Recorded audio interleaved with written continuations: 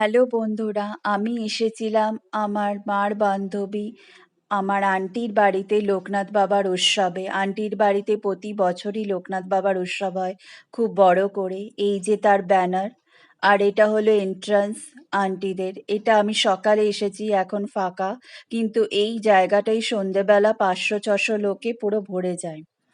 এ হলো ইনি হলেন আন্টির প্রতিষ্ঠিত লোকনাথ বাবা।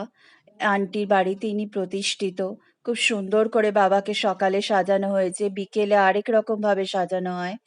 আর এখানে বাবাকে ভোগ লাগানো হয়েছে। আন্টি সমস্তটাই নিজের হাতে রান্না করে বাবাকে ভোগ লাগিয়েছেন। এখানে সমস্তটা আন্টি নিজে একা হাতে করেছে। আর খুব সুন্দর লাগছে দেখতে, খুব সুন্দর করে সাজিয়ে দেওয়া হয়েছে বাবাকে। আন্টি ঠাকুর ঘরটাও খুব সুন্দর, ছোট্টর মধ্যে খুব সুন্দর করে সাজানো। সিংহাসনটাও খুব সুন্দর, আর আজকে তো একটু বেশিই সুন্দর করে সাজানো হয়েছে, তাই আমি ছোট্ট করে একটু ভিডিও করে দেখাচ্ছি।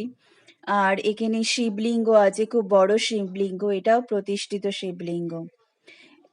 এখানে ঠাকুরমশাইয়ের পর যজ্ঞ শুরু হয়েছে। ঠাকুরমশাই প্রথমে কিছুতেই কাঠ জ্বলতে চাইছিল না। অনেক চেষ্টাতে, হাওয়ার জন্যে হোক বা অন্য কোনো কারণে, কিছুতেই জ্বলতে চাইছিল না। অনেক চেষ্টার পর ঠাকুরমশাই সবে কাঠ জ্বালিয়েছেন। এবার একটা একটা করে বেলপাতা উনি উৎসর্গ করছেন এখানে, আর পুজো করছেন।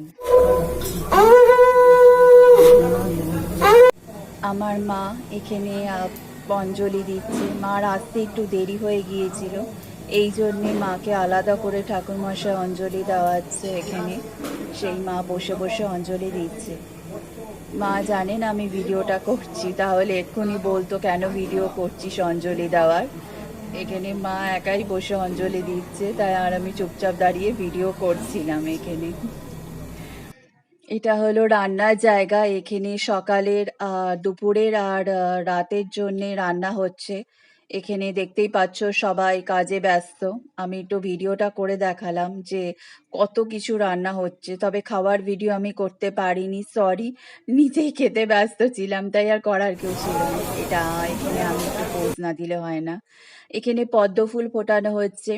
108খানা পদ্ম দিয়ে সন্ধেবেলা বাবাকে সাজানো হয়, সেটাই দুপুরে ফুটিয়ে রাখা হচ্ছে, না হলে পরে সাজাতে গেলে দেরি হয়ে যায়।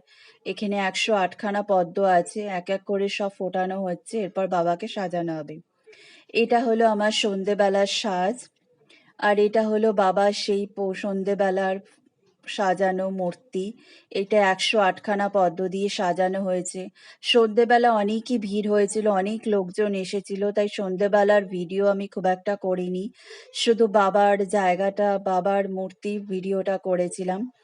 আর সিংহাসনটা যেরমভাবে সাজানো হয়েছে এখানে, সেটারই একটু ভিডিও করেছি, ব্যাস এইটুকুই। এই যে সিংহাসনটাও মালা দিয়ে সুন্দর করে আরেকবার সাজানো হয়েছে, এটার ভিডিও করলাম। আর বাকি কোনো কিছুই ভিডিও করতে পারিনি, কারণ লোকজন এসেছিল, তাই সে কথা বলতে আর দেখতেই ব্যস্ত ছিল।